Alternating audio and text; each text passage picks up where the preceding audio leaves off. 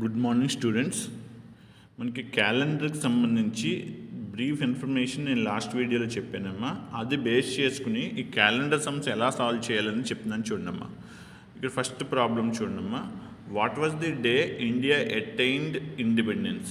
So ఇండియాకి independence వచ్చిన 1947 August 15th day అనేది ఏ డే అంటే అది సండేయా, మండేయా, ట్యూస్డే, వెన్స్డేయా, అలాగా which day attains the India independence అని అడుగుతున్నారమ్మా. అంటే ఆ డేని చెప్పాలి. అది వీక్ డేస్లో Sunday, Monday, Tuesday, Wednesday, Thursday, Friday, సాటర్డేస్లో ఏ డే అనేది మనం ఫైండ్ అవుట్ చేయాలమ్మా. సో అది ఫైండ్ అవుట్ చేయడానికి మనం నిన్న డిస్కస్ చేసుకున్న కాన్సెప్ట్ని బేస్ చేసుకుంటామమ్మా. సో అదేంటంటే India became independence on 15th August 1947. ఈ పాయింట్ అందరికీ తెలిసిన విషయమే కాబట్టి సో ఆ డేట్ని ఏ డే అనేది మనం ఇప్పటికి ఐడెంటిఫై చేయాలన్నమాట. సో మీరు క్లియర్గా అబ్జర్వ్ చేస్తే ఇక్కడ 1947th ఇయర్లో ఆగస్ట్ మంత్లో వచ్చిందమ్మా. అంటే 1947th ఇయర్ అనేది ఇంకా కంప్లీట్ అవ్వలేదు. బట్ ఏంటి కంప్లీట్ అయినాయి అంటే అప్ టు 1946 ఇయర్స్ వరకు ఇయర్స్ కంప్లీట్ అయిపోయిన తర్వాత ఇన్ ది ఇయర్ ఆఫ్ 1947లో మనకి ఇండిపెండెన్స్ వచ్చింది కాబట్టి ఇక్కడ 1946 ఇయర్స్ కంప్లీట్ అయినట్టుగా మనం నెంబర్ ఆఫ్ ఇయర్స్ దగ్గర తీసుకోవాలమ్మా. సో అందుకని టోటల్ కంప్లీటెడ్ ఇయర్స్ ఈజ్ 1947లోంచి కంప్లీట్ అవ్వని 1947 అనే ఇయర్ని తీసేస్తే వచ్చే కంప్లీట్ అయిన ఇయర్స్ 1946 ఇయర్స్ అమ్మా. సో దాన్ని బ్రేక్ చేసుకుంటున్నాం. 1946 ఇయర్స్ని ఎలా రాసుకుంటున్నామంటే 600 years plus 300 years plus 46 years కింద స్ప్లిట్ చేసుకున్నాం. బ్రేక్ రూల్ అని అంటాం. దీన్ని బ్రేక్ రూల్ ప్రకారం 1946ని 1600, 300, 46 ఇయర్స్ కింద డివైడ్ చేసుకున్నాము. ఈ మూడు యాడ్ చేస్తే వీ గెట్ 1946 ఇయర్స్. సో ఇలా ఎందుకు డివైడ్ చేసుకున్నాము అంటే ఆడ్ నెంబర్స్ అనే కాన్సెప్ట్ని బేస్ చేసుకుని ఆర్ ఆడ్ డేస్ అనే కాన్సెప్ట్ని బేస్ చేసుకుని ఈ పర్టికులర్ డే ఏ డేనో మనం చెప్తామమ్మా. సో ఇలా బ్రేక్ చేసుకోవడం వల్ల మనకి వచ్చే అడ్వాంటేజ్ ఏంటంటే అమ్మా, మీకు పైన చెప్పిన పాయింట్స్ ప్రకారం 1600 ఇయర్స్కి అంటే ఎగ్జాక్ట్గా 4 కానీ 8 కానీ 12 కానీ 16 కానీ 2000 కానీ అలాంటి ఇయర్స్ దగ్గర నెంబర్ ఆఫ్ ఆడ్ డేస్ అనేవి 0 అని పైన డిస్కస్ చేసుకున్నాం అమ్మ. సో 1600 ఇయర్స్ దగ్గర ఆడ్ డేస్ అనేవి 0 అని తీసుకుంటాం. అదే ఈ 300 ఇయర్స్కి ఎన్ని ఆడ్ డేస్ అంటే 1 అని తీసుకుంటాము. ఇది కూడా మనం పైన ఫైండ్ అవుట్ చేసామమ్మా. అది దాని ప్రకారం 300 ఇయర్స్కి నెంబర్ ఆఫ్ ఆడ్ డేస్ 1 అని తీసుకుంటామమ్మా. 46 ఇయర్స్కి ఎన్ని నెంబర్ ఆఫ్ ఆడ్ డేస్ ఉంటాయి అనేది ఇక్కడ చాలా క్రూషియల్ అమ్మా. సో ఇక్కడ మనకి 46 ఇయర్స్ ఉన్నాయి. ఈ 46 ఇయర్స్లో 4తో డివైడ్ అయ్యేవి ఎన్ని, 4తో డివైడ్ అవ్వనివి ఎన్ని అని మనం చూసుకోవాలమ్మా. సో నార్మల్ ఆర్డినరీ ఇయర్ అయితే నెంబర్ ఆఫ్ ఆడ్ డేస్ 1, అదే లీప్ ఇయర్ అయితే నెంబర్ ఆఫ్ ఆడ్ డేస్ 2 అమ్మా. సో అందుకని ఇక్కడ ఏం చేస్తానంటే టోటల్గా 46 కంప్లీటెడ్ ఇయర్స్ ఉన్నాయి కాబట్టి ఆర్డినరీ అయినా లీప్ ఇయర్ అయినా కామన్గా ఒక ఆడ్ డే ఉంటుంది కాబట్టి 46 ఇయర్స్కి 46 ఆడ్ డేస్ని తీసేసుకుని ఆ 46 ఇయర్స్లో ఎన్ని నెంబర్ ఆఫ్ లీఫ్ ఇయర్స్ ఉన్నాయి అని చూస్తే 46లో 4, 8, 12, 16, 20, 24, 28, 32, 36, 40 అనేవి ఓవరాల్గా లెక్క పెడితే 46 ఇయర్స్లో 4తో డివైడ్ అయ్యే ఇయర్స్ 11 ఉన్నాయమ్మా. అంటే 46 ఇయర్స్లో 11 leaf years, remaining 35 ordinary years. So ordinary years కన్నా లీఫ్ ఇయర్ కన్నా కామన్గా ఒక ఆర్డ్ డే ఉంటుంది కాబట్టి 46 ఇయర్స్కి ఒక ఆర్డ్ డే 46 తీసేసుకున్నామమ్మా.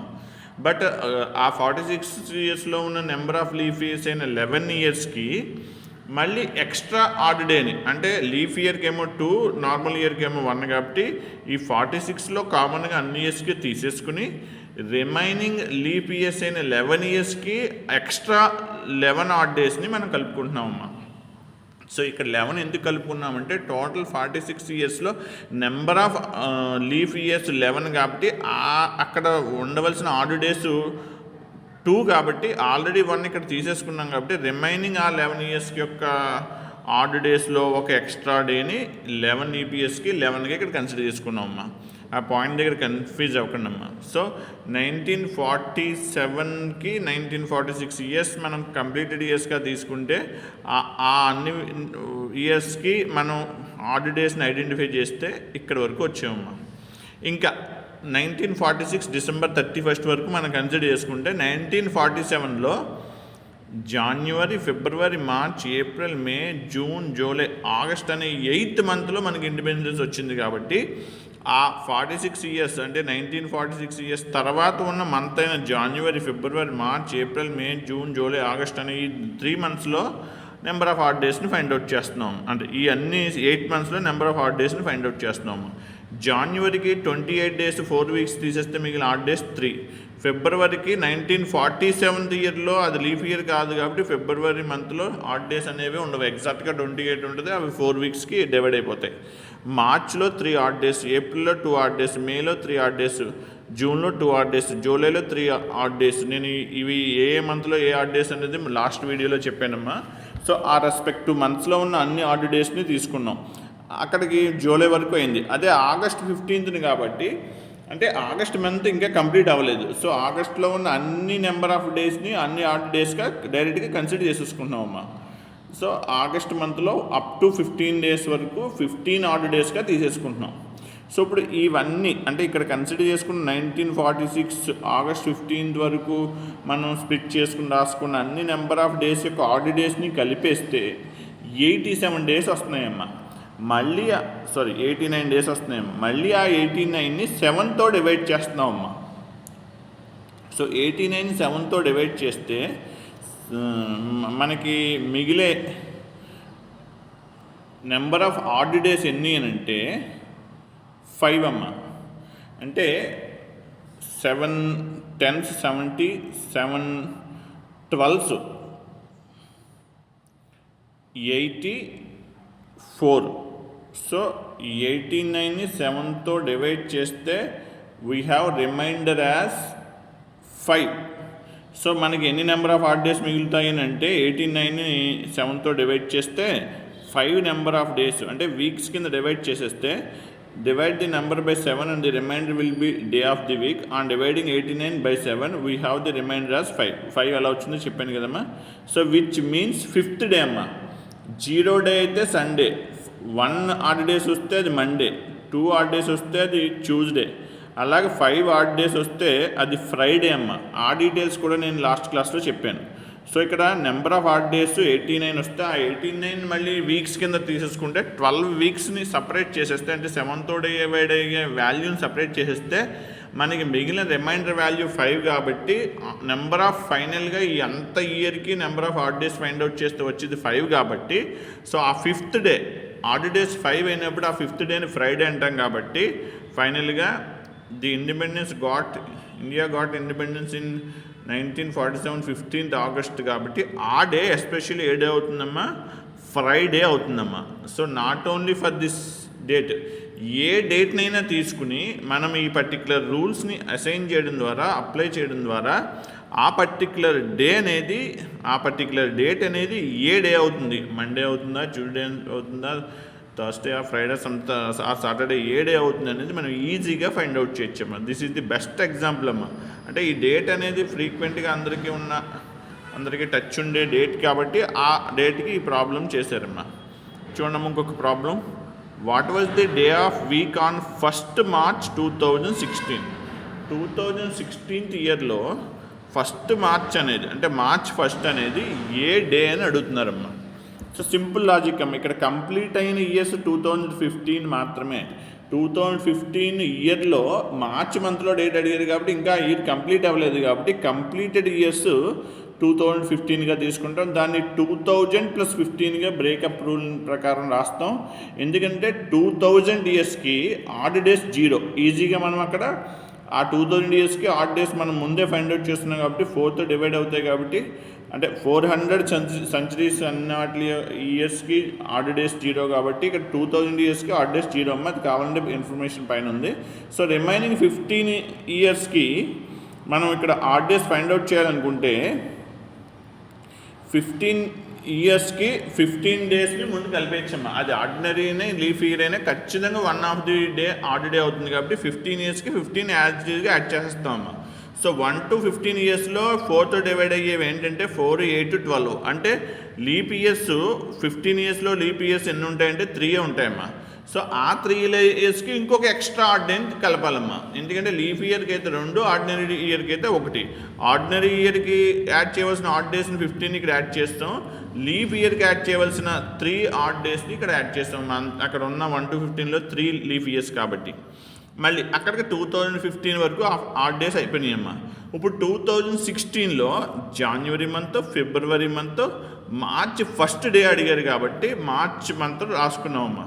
సో జనవరిలో నెంబర్ ఆఫ్ ఆడ్ డేస్ 3 అని మీకు ఆల్రెడీ ముందే చెప్పాను. ఫిబ్రవరిలో అంటే 2006 ఇయర్ కాబట్టి 2016 ఇయర్ అనేది లీఫ్ ఇయర్ కాబట్టి 2016 లీఫ్ ఇయర్లో ఫిబ్రవరి మంత్లో ఉండేవి 29 డేస్ కాబట్టి అక్కడ నెంబర్ ఆఫ్ ఆడ్ డేస్ని 1గా కన్సిడర్ చేసుకుంటామమ్మా. మన ఎస్పెషల్లీ మార్చ్ ఫస్ట్ డేట్ అడిగాడు కాబట్టి మార్చ్ మంత్లో కూడా ఆ డేట్ 1 అని కూడా 1 ఆఫ్ ది ఆర్డర్ డేగా కన్సిడర్ చేసేసుకున్నామమ్మా. సో అలాగే ఈ మొత్తం ఆర్డర్ డేస్ని యాడ్ చేస్తే 23 ఆర్డర్ డేస్ వచ్చిందమ్మా. ఈ 23ని మళ్ళీ 7తో డివైడ్ చేసేస్తామమ్మా మనం. అంటే నెంబర్ ఆఫ్ వీక్స్గా సపరేట్ చేస్తాం.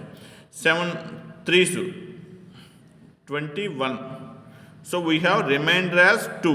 సో ఎన్ని నెంబర్ ఆఫ్ ఆడ్ డేస్ ఉన్నాయంటమ్మా ఫైనల్గా? So on dividing 23/7 we have remainder 2, which means second day అంటే 0 డే ఏమో సండే, 1 డే ఏమో మండే, సెకండ్ డే ఏమో ట్యూస్డే. సో ఇక్కడ ఇది అడిగిన క్వశ్చన్ ప్రకారం ఆ ఆడ్ డేస్ అనే కాన్సెప్ట్ని బేస్ చేసుకుని 1 మార్చ్ 2016 అనేది ఏ డే అనేది అడిగాడు కాబట్టి మనం ఇక్కడ క్యాలిక్యులేట్ చేసిన ప్రకారం ఆర్డర్ డే 2 వచ్చిన దాని ప్రకారం ఆ డే ఏమవుతుందమ్మా? ట్యూస్డే అవుతుందమ్మా. సో ఇలాగ ఇచ్చిన ఇన్ఫర్మేషన్ అనలైజ్ చేసుకుంటే బ్రేకప్ రూల్ కానీ ఆర్డర్ డేస్ కాన్సెప్ట్ని కానీ మనం అప్లై చేసుకుంటే we can easily answer the given question. So ఇంకొక ఎగ్జాంపుల్ చెప్తున్నాను చూడమ్మా. What was the day on 10th May 1857?